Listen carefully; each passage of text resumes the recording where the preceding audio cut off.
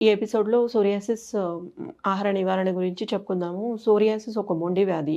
దీనిని పూర్తిగా నియంత్రించాలి అంటే జీవన శైలిలో మార్పు అనేది సహజమే. అంటే మనం 70% నేచురల్ ఫుడ్‌తో పాటు 30% సాల్ట్ ఇంటేక్ అనేది పూర్తిగా తగ్గించాలి. అసలు సాల్ట్ ఫుడ్ అనేది 3 మంత్స్ వరకు తీసుకోకపోవడం వల్ల ఏదైతే స్కిన్ ప్యాచెస్ రెడ్‌గా స్కేలింగ్ అయితున్నాయో అవి తక్కువైపోతాయి. ముఖ్యంగా ఎక్కువ వెజిటబుల్ జ్యూస్ ఉదయాన్నే 7 గంటలకి తీసుకొని, మళ్ళీ 11:00కి స్ప్రౌట్స్ కానీ, ఫ్రూట్స్ కానీ, సాలడ్స్ కానీ, వాల్‌నట్స్ కానీ, పపాయాస్, పంప్కిన్ సీడ్స్ నానబెట్టినయి అలాంటి సీడ్స్ కానీ తీసుకోవచ్చు. మళ్ళీ 12:30కి ఫుడ్ ఉంపుడు బియ్యం అంటారు. అదే బ్రౌన్ రైస్ అంటారు కదా! 1/4 కప్ బ్రౌన్ రైస్‌తో పాటు 1/4 కప్ ఏదైనా వెజిటబుల్ కర్రీ వితౌట్ సాల్ట్ తీసుకున్నట్లయితే చాలా మంచిది. మరియు 4:00కి నార్మల్‌గానే పుదీనా, కొత్తిమీర జ్యూస్ లాంటివి లేదా ఏదైనా vegetable juice, bottle cut juice కానీ తీసుకున్నట్లయితే చాలా హెల్తీగా అమైనో యాసిడ్స్ స్కిన్‌కి అందుతాయి.